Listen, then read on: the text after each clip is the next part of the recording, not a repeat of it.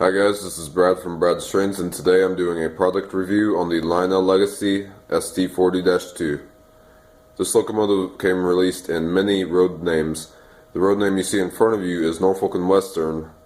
For each road name they released two powered road numbers and one non-powered road number. The powered road number you see here is 6121 and is product number 6-34776. This locomotive is about 18 inches long with the couplers. It weighs about 5.5 pounds, and it takes a minimum curve requirement of 0.31. The locomotive is equipped with Legacy command control. It's equipped with Legacy rail sounds and Odyssey 2 speed control. You can run this locomotive conventionally with TMCC or with Legacy. To get the most out of this locomotive, you're going to want to run it with the full Legacy system. Alright, now let's talk about the locomotive's construction. The pilots, the trucks, the fuel tank, and the chassis are all die-cast metal, and the shell of the locomotive is made out of plastic. It is equipped with dual motors. Each one of the motors has a flywheel on it, and it has Odyssey 2 speed control, so it has very good low-speed operation. I'll get back to that when I run this engine, but now let's take a look into the details. This locomotive's pilot is pretty simple, but it still looks pretty nice. It has separately applied MU hoses. It has a molded-in coupler cut bar. It has a electrocoupler on either end of the locomotive. They are operational, which can be fired from the Legacy remote. There's a drop deck plate on either end of the locomotive, which can be raised and lowered. There's a separately applied safety chain, which is made out of metal. The steps leading up to the walkway have drainage holes, which are see-through. All of the handrails on this locomotive are made out of metal, and all of the walkways have safety tread. On the cab there are several separately applied metal grab irons, also a sand bin on the nose. There are separately applied plastic windshield wipers on the windows. There's an opening door on either side of the cab, and there are two crew figures within the cab. Let's look at the side of the cab. As you can see, it's pretty nicely done. Even though the windscreens are molded in, it does have opening windows, two on each side. There's a crew figure on either side, and there's sunshades on either side, which are separately applied. The truck side frames on this locomotive look excellent. They have separately applied cylinders, they have separately applied brake lining, and they have legible writing on the brake cylinders.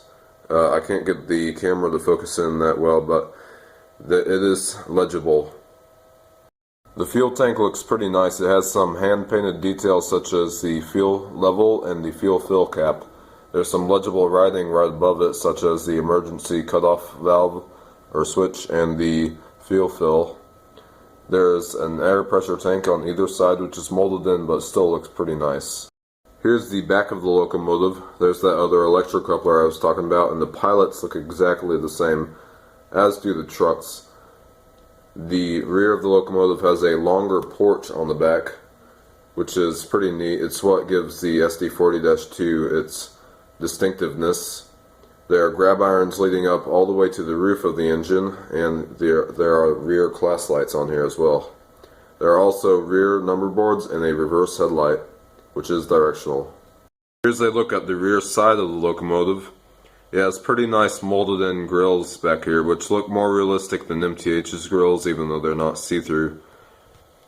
Towards the top here you have separately applied fans. Each fan housing has a separately applied fan blade inside that does spin when you blow on it. There's a grab iron, several lift rings, and right there is the smoke unit and the separately applied horn. To access the controls to this locomotive, what you need to do is you need to pull up on this piece right here. Should pop out pretty easily. Then if you can get your finger in there, you can lift it and take it off. You have your run program switch, your Odyssey speed control switch, and your smoke unit switch. Here's the volume pot, and that will decrease or lower your overall volume, and that cannot be overridden by the remote. There's the rear motor, rear flywheel. Back here you have the battery compartment, and right there you have your lit number boards. Here's the forward truck on the engine. This is the underside of it. As you can see, the front axle is not geared, it's just free spinning, and that's on the front axle of both trucks. or the outermost axle. There are 4 pickup rollers on the locomotive, 2 per truck. All of the gearing is die-cast metal, so you don't have to worry about it breaking. On the rearmost axle of the truck, or the innermost, there are traction tires, so you have a total of 4 traction tires for good pulling power. Here is the underside of the fuel tank. There's the speaker for the sound system, and there's the rearmost truck. My favorite feature on this locomotive is definitely the prime mover sounds. They are great, and with the legacy control system you have the ability to turn the labor effects up, which I'll do in a couple minutes when I run this engine. And with the labor effects on full, it really rumbles down the layout and it sounds great. So I'll go ahead and fire this engine up now so y'all can see it in action. Alright, track power's on. You can see the number boards lit up. I'm going to go ahead and fire the locomotive up now. Dispatcher here. Do you copy? Over. Roger that. Please start her up and stand by for track orders. Copy that, dispatcher. Starting up the engine. Out.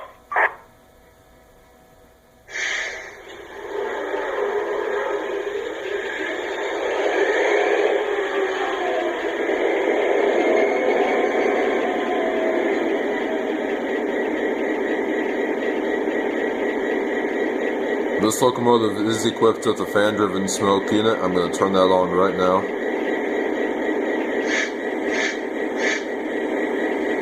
And it might take a couple seconds for it to start making a lot of smoke.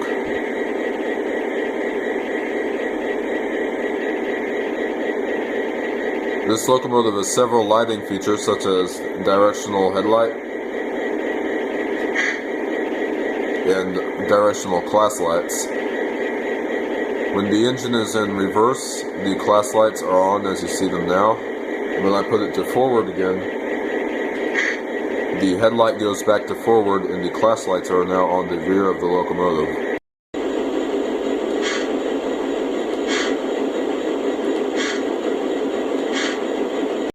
This locomotive is equipped with several sound effects such as the quotable horn, which I'll play for y'all right now.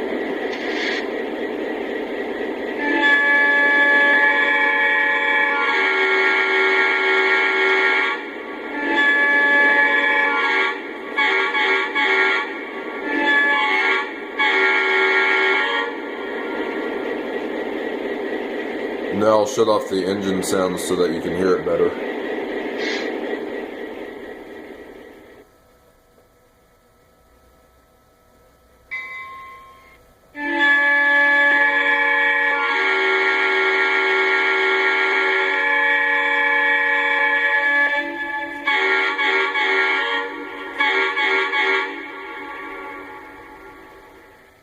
That's a great echo effect.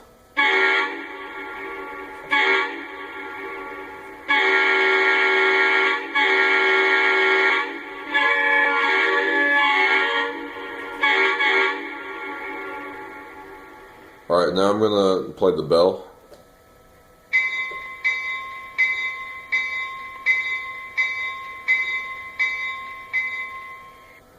The bell also can be a single tap bell.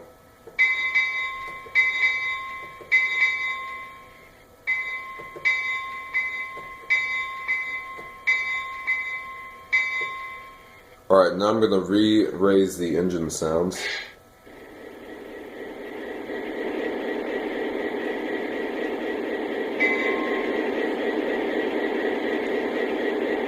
Okay, now I'm going to show y'all a feature called the labor sound effects. What these do is it raises the bass or low end sounds of the engine so it sounds like it's working harder. Alright, right now I have the labor effects all the way turned down, and I'm going to turn them up now, so take a listen, we'll get a lot bassier.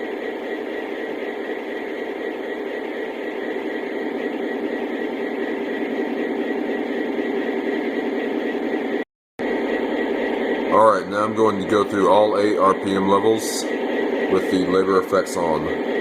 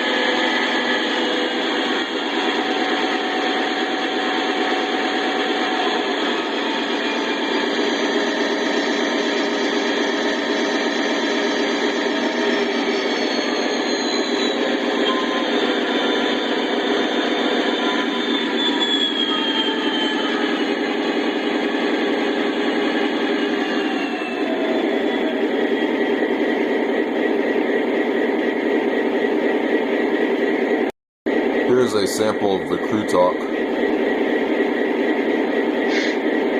Dispatcher here. Please hold your position. Over. Yes, sir. Standing by. Out.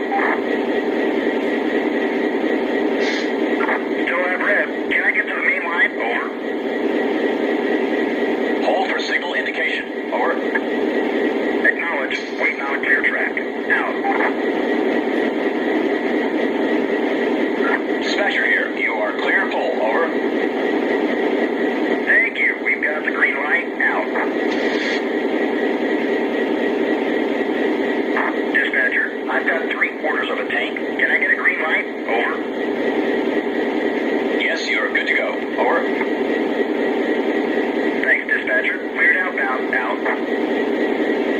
And here are the fuel fill sounds.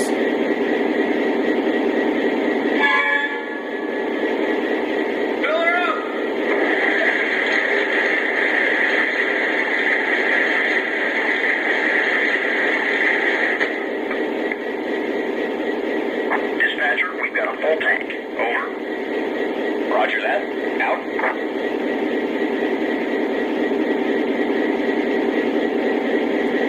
Okay, before we move this engine out, I'd like to point out a couple things. The first thing is that when I move it out, watch for the ditch lights to come on. They'll come on, and when I blow the horn with them on, they'll oscillate. And watch for the cab light to go out and the headlight to brighten. That's called Rule 17 lighting effect. Also, the prime mover sounds of this locomotive are recorded from a 645 E3 V16. That is the real type of prime mover inside the SD40-2, so this prime mover sound set is 100% accurate to the real thing. Alright, let's go ahead and move it out.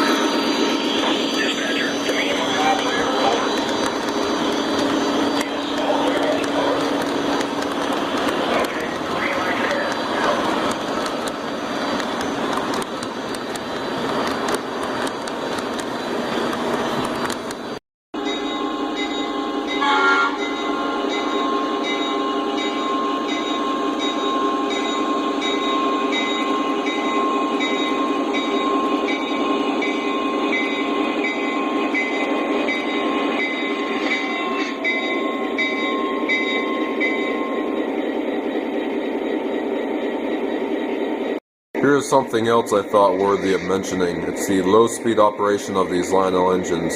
It is fantastic, so I'll go ahead and roll it out at 1 speed step, and it rolls perfectly smooth.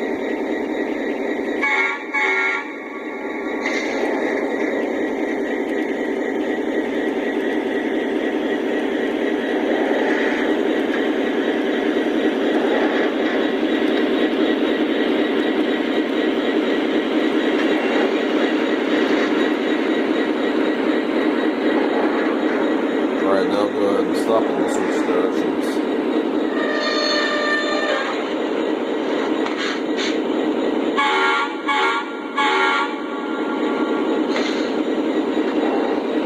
There's 1 speed step in reverse as well.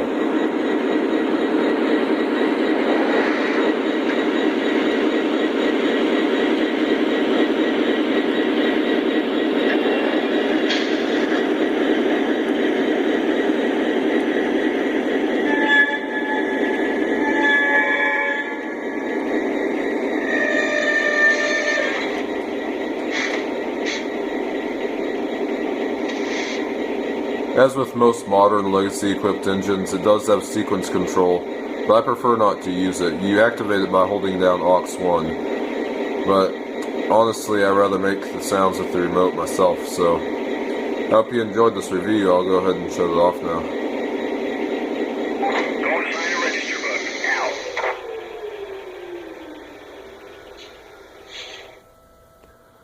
This locomotive retails for about $530, and it is well worth every penny of that. I got it at a considerable discount, and if you go to a good Lionel dealer, you should be able to find it at a good discount. This has been Brad's Trains, and I'll see you next time.